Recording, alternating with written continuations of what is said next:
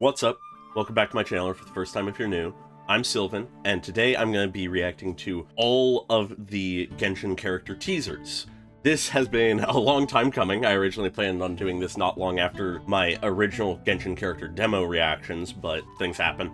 And now I'm only just getting to it now, but I felt that with the release of the new version, there's not really a better time for it, so just gonna get straight into it. Feel free to like and subscribe if you enjoy the video. Leave comments on your thoughts. Starting off with Fischl, it's interesting because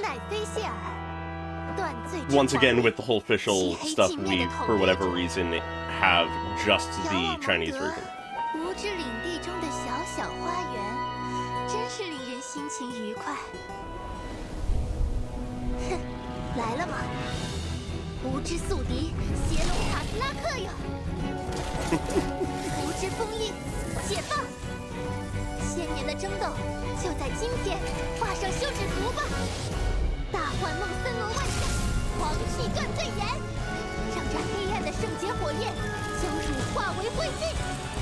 I haven't watched this in a long time.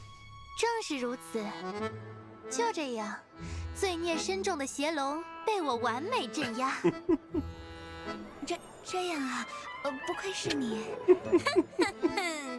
小艾米，该回家吃饭了。爸爸，你自己先回家了。不对，本皇女是断罪的菲希尔，谁是小艾米啊？ So fun. Very fun. Yeah, so just gonna click through it real quick. I find the art style very interesting with these.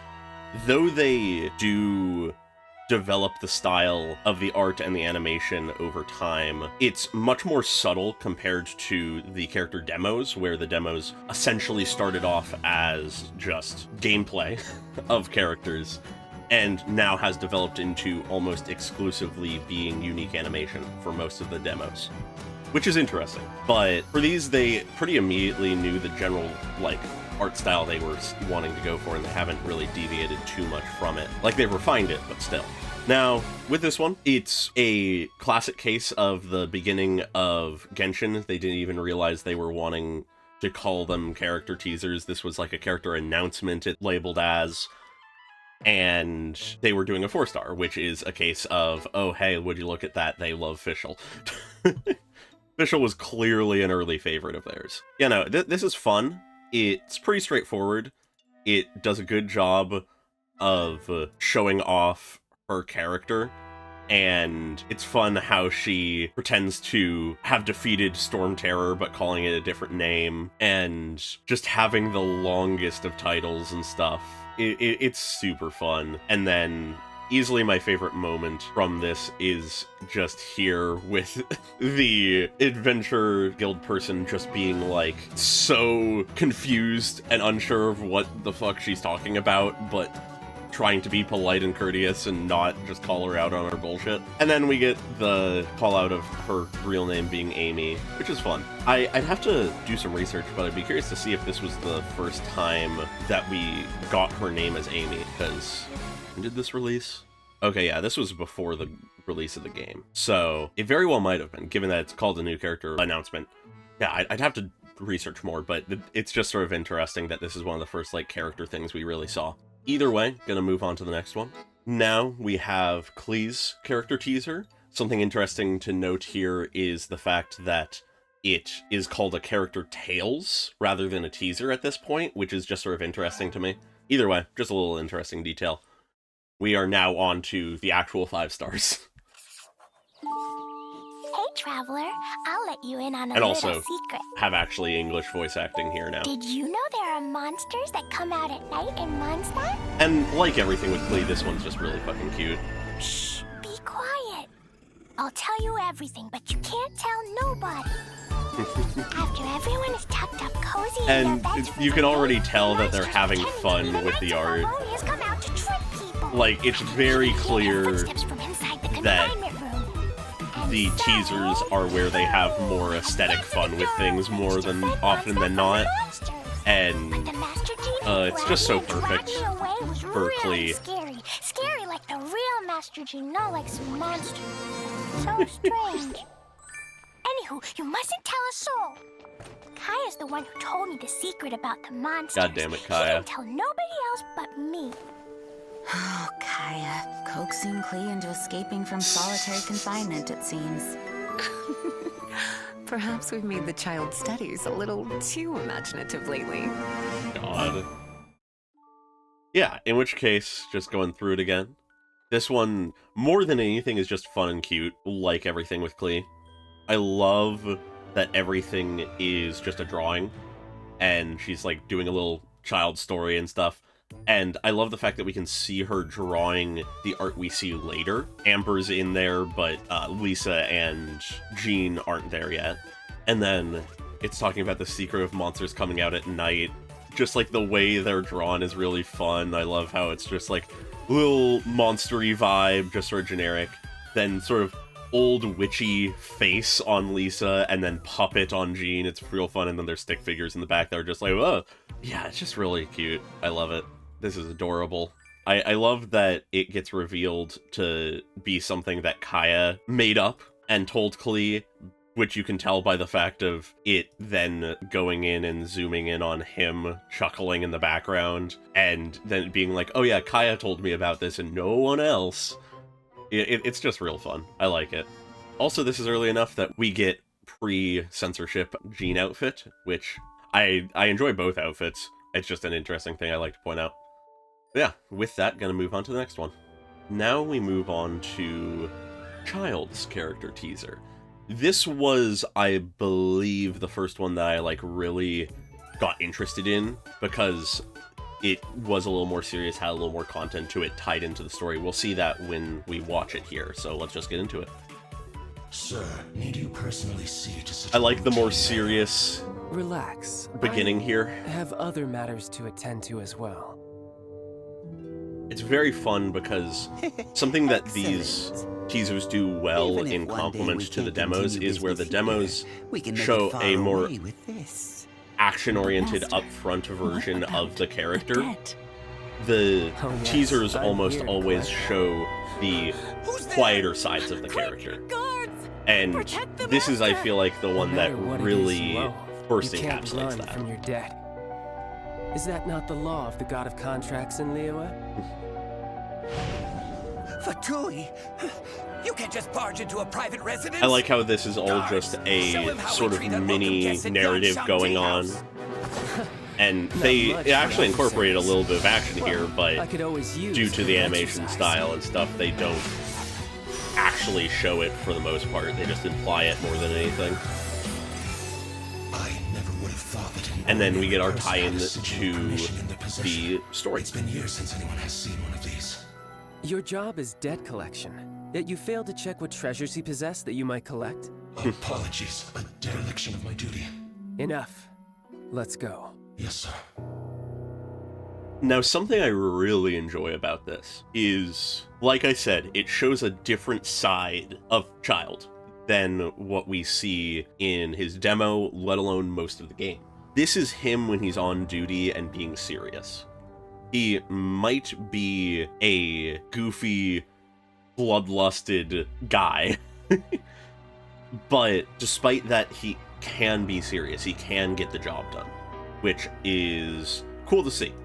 And I like how, rather than being eager to just get into a fight, he takes this more calm and collected approach. He's clearly a bit bored, but still, he's just already there, and he's like, oh, yeah, I'm here to collect the debt, so hand it over, and then they don't do it and call the guards, and he's just like, alright, you're going against your own god's ideals.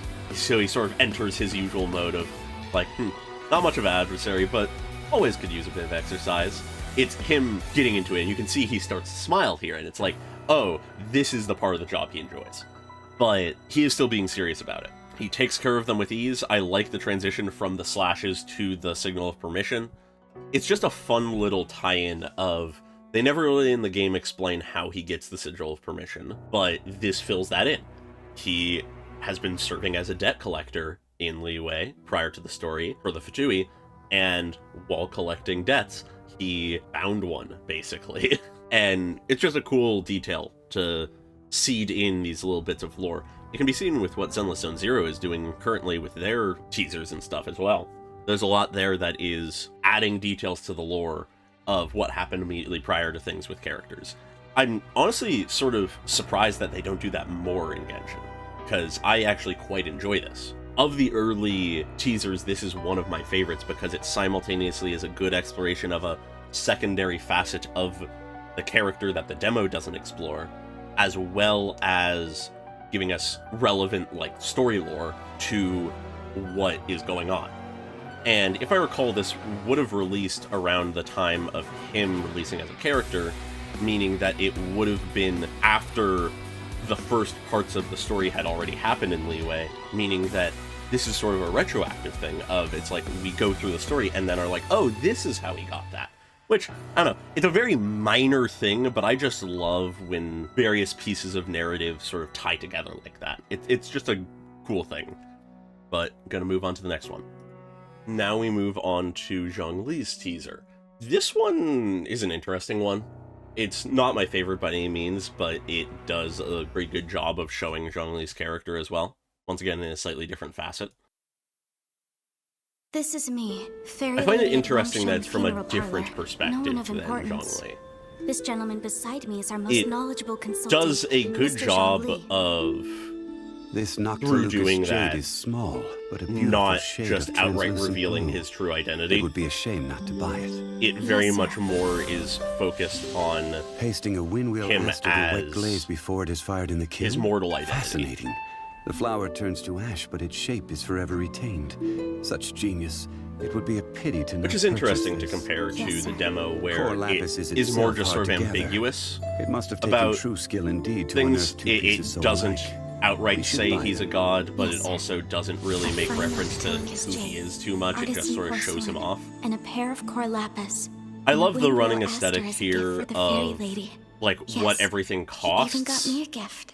Mr. Zhongli truly because is an it does a amazing good person. job of When Chun-Li is simultaneously cooking, it would be far more appealing showing to go to how one just mean frivolous with restaurant money he as is, opposed while to also Sinuate showing kiosk how or caring lonely he is for other pavilion. people. I'm fine with anything so And long I like as it's the good. cameo here of But Childe do they only and have Zhengling. chopsticks? You will need to be adept with chopsticks if you are to truly appreciate Liyue's gastronomy. Mr. Zhongli, we have Springvale boar on the menu today. Would you like to try it instead of the salt and pepper tofu? Funnily enough, despite being one of the We'll first, have I both. feel like this has In accordance with Snow some of Giant the customs, most we gave Xiang Ling a tip for her amazing new dish. cameos Mr. Zhongli of values friendly ties over most Mura, demos. and There's is a few generous later in on word that and have deed. more, but Well, the Wangshan this one Funeral has Parlor two other often characters quotes in the cost of same his scene generosity. with him. And But thankfully, the I mean, I can Northland think of a Bank is few other bearing this cameos, but particular I bill. struggle to think of more than like a couple recent ones Welcome. that had Come in. Excluding this especially pair of large hairpins, amounts. everything else is for sale. They're not for sale. Why not? These are heirlooms pawned by a poor fellow to scrounge together money for his And now wife's this is medication. an interesting one because it I must hang on to them for him until the redemption period is expires. a bit Oh, like high in exposition, like I a lot paid of off this, the but shopkeeper it and really took this pair of does hairpins, seeking to emphasize return how them to their caring owner he with is some for living people. expenses on the side. Please help me to conceal these expenses in our accounts, would you? I will be sure to buy you lunch. Honestly, once you become entangled with Mr. Zhongli, there's no getting away from him at all. Yeah, and it's just an interesting one. Like I said, it's not my favorite, but it does its job well. I'd say my biggest sort of reason for it not being higher up there for me is just the fact that it's sort of just doing the same thing 3 times in a row. It has the first time where he's just like, ooh, these are lovely things, it would be a shame not to buy them. Oh, and he also is kind because he buys something for her. Then we have him having a meal with Childe, and it being like, okay, here's the cost of all the things. Oh, and he gives a tip to Zhengling in accordance with Shneznayan customs, which I always found an interesting detail that he's doing it in accordance to Shneznayan customs rather than Liyue. But, you know, that's just an interesting detail. I also find it funny that the biggest expense here is buying some expensive chopsticks for Childe, which I find funny. Yeah, it's sort of just that, and then at the end here, this expense is exclusively for kind-hearted purposes. Something I will admit is like probably my favorite little thing here is the line, "Please help me conceal these expenses in our accounts, would you? I will be sure to buy you lunch," which is just so funny because it really shows how frivolous with money he is. Because of the fact that he's lived most of his life just making money when he needs it, he is like, oh yeah, no, okay, I recognize that I don't have infinite money. I'm still going to spend money as if I have infinite money, but I need to be more careful about it. Will you help me conceal this? And his natural instinct for how to repay someone is by paying for something. And so he's trying to repay someone for helping him hide how much money he's spent by spending more money. I don't know, it's just really funny and really in character. I just enjoy it a lot. Though I do feel like it's a bit repetitive in its nature, it does do slightly different facets. The first is him just like admiring good craftsmanship, the next is him just being courteous at a meal, and the last one is just like something out of pure kind-heartedness. So it all works, there's nothing wrong with it, I just find it a little repetitive. Anyways, gonna move on. Alright, now we're into Albedo's character teaser, and at this point they actually started calling them character teasers. They realized what they wanted to call them, and they've gone with that since. This one's fun, I'm gonna just get right into it. Alchemy is a mysterious art that revolves around all living things. I feel like this one is a lot more focused than the last one, requires which is nice. I prefer these to be very focused in general. Of anything that piques your interest, Mr. Albedo. I like that Sucrose is here. Arise, lifeless dust of the universe and that within. And this just does a great job of immediately showing how powerful he is, and his capability to literally create life. Next, I will paint the common Visha. I find the carapace to be its most I also enjoy that it's feature. focused on painting, because patterns, that's something that doesn't really get focused on in his the demo. Rest of the Visha is quite Overall, I'd say that's my favorite thing few about brush the strokes. teasers, is getting to show us more of the characters that we don't see in the demos. Arise, lifeless dust of... And this part's just funny. Excuse me, Mr. Albedo, but I fear creating such creatures may sit outside the sphere of acceptability within our roles. I like how immediately it's not clear what actually he did wrong, passionate about what piques your interest, but yet completely indifferent then towards it begins to anything pan otherwise. over. Your swing and interest this time didn't even leave you long enough to And finish then your painting. they're mentioned not being able to finish the painting before turning it to a living thing, and we see the consequences of that here, as it pokes out, and oh dear god, this poor thing. Yeah, it's really funny. And I love how the music just evolves. I enjoy how in-depth he gets with describing things, and it's clear he pays a lot of attention to stuff. He's very attentive, very perceptive, but then he clearly gets impatient as he throws the brush aside and starts turning it to life, as Sucrose is like, wait, you're not even done! God. And then we have here them just walking off, not even dealing with the fact that they just created a monstrosity. And Sucrose is just like, oh, god damn it. What are you doing? And he's just here like, oh, what? I did something wrong? I didn't realize. Which is just fun. It's a slightly goofier side of him, and I enjoy it. It's pretty straightforward, though, so I'll move on to the next. Now we move on to Ganyu.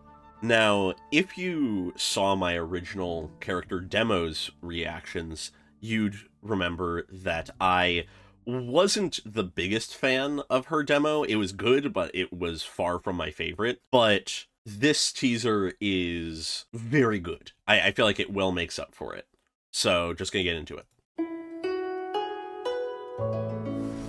The night I feel like scenes of this teaser does a lantern much light better of job of centuries. capturing her Only character I know than that this rising her star demo. And it also has just come far has a in the much stronger millennium vibe, in my past. opinion. Only I remember the hours at which dew forms on the glazed lilies and disappears again. It has a really strong, just immediate 106,327 emphasis heartbeats. on The time that has passed the way since she I last sees the knew world, rest. which is great. Packing up the stalls, closing up the pavilions. One can almost hear the street lights going out. It is as it is night after night. ever so distant from me. The night of Leah. Over. Now that you know the secrets of the night, It also just looks great. would you accompany me to work overtime? No way! Oh boy. Yep. I really like this one. It does a great job of basically just taking a snippet out of what her experience of Leeway is. It has her describing her day-to-day experience. How she sort of acknowledges how far Leeway has come in a millennia. She talks about how she's the only one who remembers the hours at which dew forms on the glaze lilies. And then when it disappears again. How she counts her own heartbeat and keeps track of how long it's been since she last had rest. Now, I haven't done the math on this, but it sounds like a lot. I feel like if we did the math out, she's probably been awake for longer than she should be, but I don't know for sure. That might just be me guessing based on how much of a workaholic she is. It's just like a really interesting and cool aesthetic thing, and I love how the sound has the heartbeat come in when she's talking about her own heartbeat. Then it's just the end of things are closing up. Yeah, no, it's just really cool where it places her emphasis and her acknowledging that this is how it has always been night after night. It has been like this for so long, yet it is so distant. It's just so cool. I just, something about the aesthetic of this I absolutely love. And I also absolutely love how they have this really good, ponderous, sort of melancholic vibe to the entire thing. And they have, like, the rising sun, and it's like, now that you know the secrets of the night, would you accompany me? And it's like, oh, is she going to be asking for us to accompany her in some meaningful way to something? No, she's just asking if you want to do overtime. And I love how the entire vibe switches with that. And it's like, what? Wait, no! Stop! And Paimon has to come in and say, no way. It's fun. I love it. It absolutely is one of my favorite of the early ones as well, just because it's really focused. It has a fun little ending twist. Yeah, I enjoy it. It's just nice. Gonna move on, though. Now we have Hu Tao's teaser. Just gonna get into it. This one's another fun one. It's very reminiscent of her character demo. Taking place in the same general location, just rather than her going around scaring people and pranking them. Outside, right there. It's Honestly, more her just sort of belong home vibing. In the middle of the night. This place isn't as safe as you'd believe. Come with me. I'm Hu Tao, Wangsheng Funeral Parlor Director. Let me help you cross over. I love her expressions in this. Yeah, help you cross over the hill, not cross into the afterlife. Huh? And why are the butterflies our guides? Well, because they want to be Sealies when they grow up. Though that walking encyclopedia Zhongli would no doubt have a completely different explanation. I find this one really fun, and I love the little call out to Zhongli. It's interesting because it's like not a full cameo, but it is mentioning a like running around in character connection. Places. Of course, if you really insist on adventuring, then be my guest. Adventurers are our VIP clients after all. We even have coupons for you. I find just all of this really fun. Oh, do you have a travel buddy? We're having a sale. Second client, half price. Yeah, it's just really goofy. I love it. It has a lot of the same vibe as her demo, like I mentioned. It just is a little bit more reserved, a bit more laid back. It has her goofy nature, her teasing nature, her prankster nature, all of that in there, still shown. But rather than her fighting people, it's her just hanging out, talking to someone, making sure that they aren't going to die, like, on top of a hill. Yeah, I both enjoy and find this line awkward, the thing of, like, the butterflies. It's very fitting to her aesthetic, and the idea of them wanting to grow up into Sealies is very cute. But I don't know, something about it has never struck me quite right. I find it cute, I like it, but it's always felt a little awkward to me. I don't know why. Then it's just pretty much fun stuff, her being the goofy funeral parlor director that she is, and her trying to give coupons in case you fucking die. Yeah, no, it's fun. I like it. Don't have too much more to say about it, though, so gonna move on. Alright, now we are to Venti's character teaser, and for anyone who is familiar with how they go about releasing these teasers but wasn't around for when this happened, you might be wondering, wait, what? Venti? He was the first character to release. Why is he only getting a teaser now? And the answer to that is, I don't fucking know. They did it for some reason. Like, they didn't do one initially, and now they do one a little bit later, and I mean, I don't know. Either way, just gonna get into it. The weird out-of-orderness of it is sort of weird, but not really a big deal. 1 millennium ago, when the aristocracy fell at last from grace, the defender of the South banished tyranny from the city gates, while the West spread her wings and took her rightful place. Something I enjoy about this is a little tidbit of lore. Like, it's nothing new to anyone who's been actively playing the game by the time this came out, or by the time they see it or whatever. To be done to build Mondstadt but anew. For those who haven't seen the animal the story god yet, called on them, each one in turn. This does actually work rather well as a spurned. pretty smooth The introduction Lion to Fang a Knight few was less than lore impressed. concepts. I've no time to join you and sing, dance, and jest, for you see to these 3 while I handle the rest. Next did he track down that leader of wolves. Asked him to tame his most unbridled of souls. Now, the one thing I find The wolf leader growled. interesting about this one is the fact that they don't worry about hiding his nature as a god, really. So the animal god implored the friend he'd known first As to blow the ice from I the guess face it's just of the earth, because that verdance and freedom could once anyone more who's be played the birthed. game will learn But the pretty dragon had damn known his instantly bard god that friend he's the too god, long. or be able He to would not share figure the it work, out pretty but quickly. dictate it through song. I mean, like, if I remember correctly, I think I figured out that they were the Archon, like, by the time I saw him for the 2nd or 3rd time. It was not hard. There's a couple details I want to point out. I like the little initial lore bit, and then I like how it becomes Venti just sort of journeying around. I'm very interested in this person, because it's not exactly clear who exactly they are, but by the nature of them being in charge and having red hair, this could be anywhere from Vanessa, like later down the line once she's just like actually in charge of things, or it could be one of her descendants, which is just an interesting little detail that Vanessa's descendants ended up being in charge for a while. It leads to some interesting thoughts about Jean and Diluc and sort of their positions in Mondstadt. But I just like seeing more characters, even if we barely see them from the past and such. With this, though, it is pretty clear that later on, seeing Dvalin, this is clearly before the story by a long shot. It clearly is from before Dvalin started to get corrupted and stuff, which just sort of places it sort of interesting timeline-wise.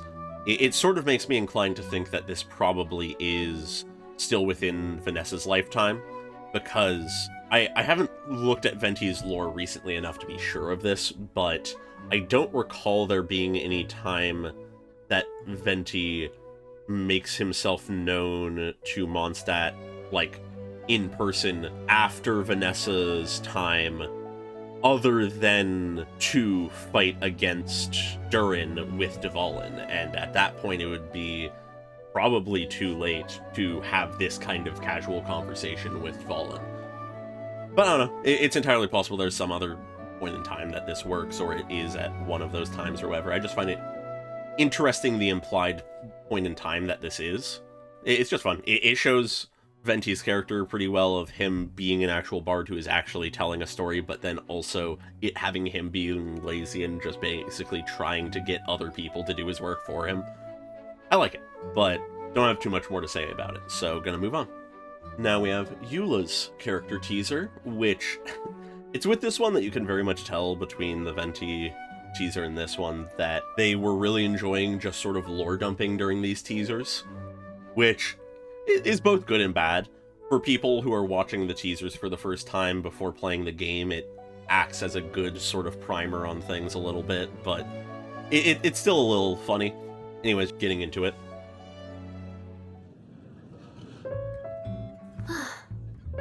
Thanks for sharing The framing of this one is sort of interesting. To think all the other patrons are actually avoiding me. It does a good job of what it's remember trying to do, it's just a little weird to me. Seriously, they care that much about my lineage?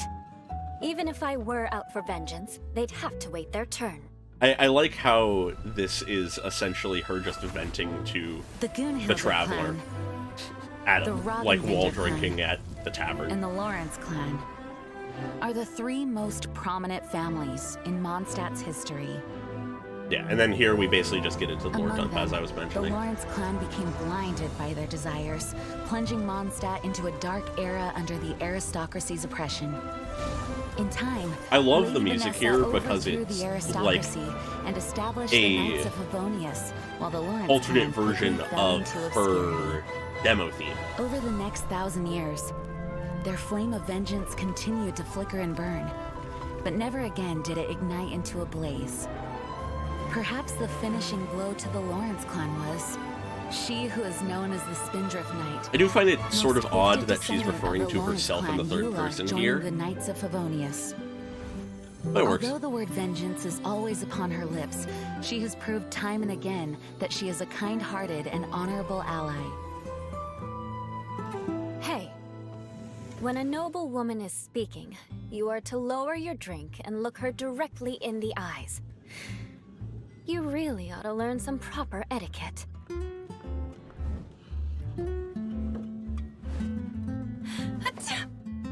Ugh. I bet it's that Gunhilder girl talking about me behind my back again. Mark my words, vengeance will be mine. Yeah, so this one's interesting, it's fun. I wouldn't say there's necessarily anything wrong with it, because I don't think any of these are actually bad. I'd say this is definitely one of the weaker ones, though. I'd say it gets carried by Eula being Eula, and, I mean, fucking look at her.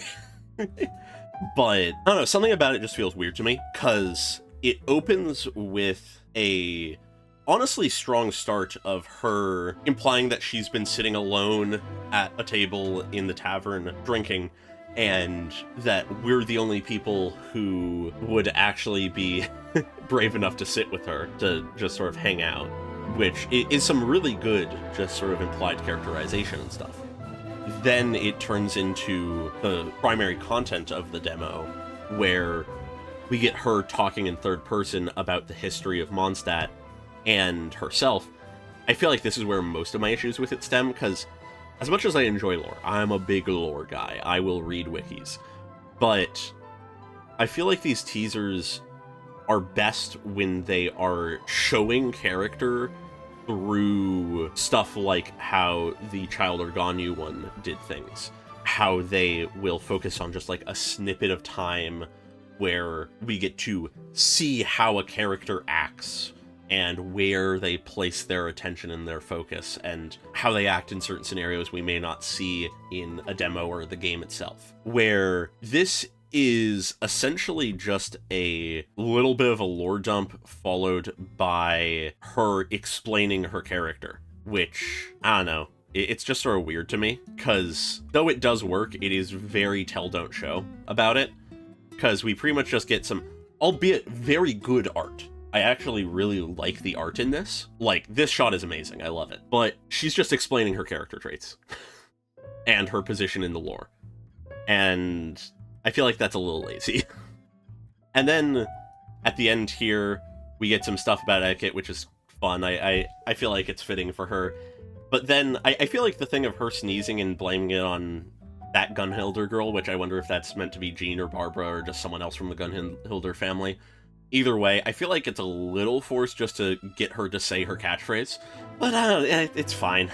I don't have big enough of an issue with this to, like, actually think it's bad. It just, compared to what a lot of the others do, I feel like is a bit lazy. So, yeah. Either way, I like her as a character still. I feel like she's been done pretty dirty in general. Her demo was great, but Other than that, both in-game and out, she's been done a little dirty, I think. Either way, gonna move on. Now then, we move on to Kazuha's teaser. This is sort of an interesting between point of he's an Inazuma character, but is from the pre-Inazuma patches and is more actively involved, at least when he was first released, in Leeway stuff. It's a sort of interesting between point. I really like this one. It is a favorite of mine from the early ones. It gets its vibe just right for him. And the rustle of leaves in a bamboo forest. They are not so dissimilar. The art is really good in this. Kazuha, I hope you don't think I risked taking you in just to listen to your musings. I'm aware. But we ought not waste the moonlight. Not before a big battle. Though some sake would make this better still. I love the music. A big battle, you say? Yes. The scent on the wind is the same as on that night. The scent of nature. I love this transition. It's so fucking good. Don't move! Just a breath away until I reach the port. Seems I couldn't evade you after all. Vision Hunt Decree! Hand over your vision! If only you could make one exception. Things could Kazuha's such a badass. A maple leaf?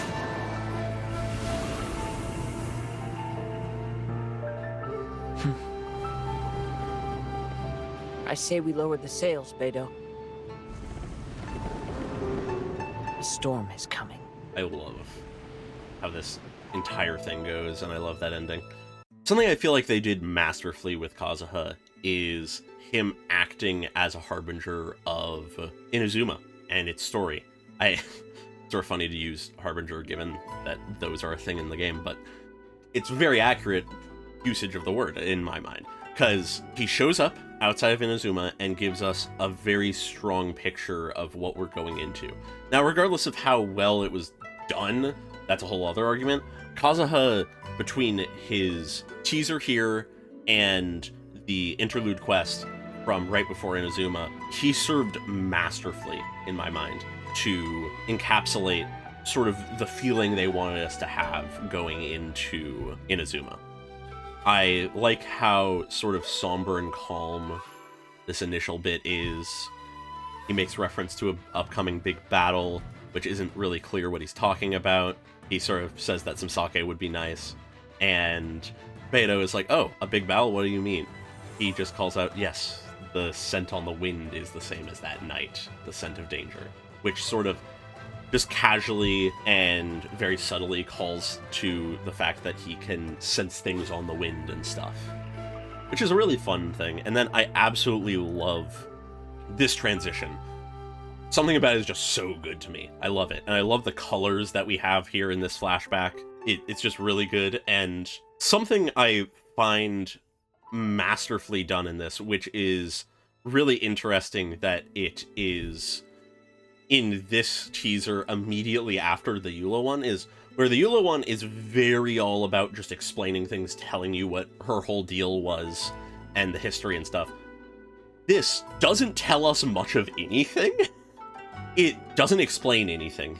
It just has Kazuha on a boat with Beidou, and then reminiscing about some night before with a battle. And then we have here where they get stopped by some of the Inazuman soldiers, and they just call out Vision Hunt Decree, surrender your vision. And that is all the context we get, which is great, because for the people who know what that is, it's very clear what's going on here. This is very clearly in the time between the death of his friend and him fleeing to Leeway. And to the people who don't know what the Vision Hunt Decree is, it still works. Clearly, he is on the run. He is being stopped by soldiers who are trying to enact some kind of decree, and it involves confiscating something. But he won't let it happen. He is not willing to give up whatever it is. And clearly is willing to enact violence to stop them, but despite him being willing to fight them, he isn't happy about it. Though he does not hesitate, he laments the fact that they wouldn't have had such a rough time if they had just either made an exception or he had managed to get to the port in time. Which is just a fun little detail. Sort of in line with that, I don't know if this is meant to imply that he did just outright kill these people, but clearly he fucked them up. He beat them in battle handedly. Whether or not he actually killed them is sort of hard to say, because though the sword slash into them turning to dust is pretty lethal seeming, it clearly is more metaphorical, but even then it seems pretty lethal in its nature. But also, they haven't really portrayed Kazuha as the, like, murderous type, so I don't know. Either way, it serves the same purpose, really, of showing off that he's a badass. And then we come back to the present as he sort of expresses some of his confidence and capability, and it's just so good. I love it. It is easily, of the early ones, my favorite, well, one of my favorites, I'd say. With that, though, I think I'll leave it there for this initial video. I intend to pretty quickly get onto the others, but I just want to sort of cut it up so that this isn't just one massive, like, 2 to 3 hour long video. Either way, I feel like here's a good cutoff point because we're about to go into Inazuma's characters. But yeah, so either way, feel free to like and subscribe if you enjoyed the video, and leave a comment on your thoughts if you agree with me on any of this, if you disagree with me, that kind of thing. I hope you all have a great day. Goodbye.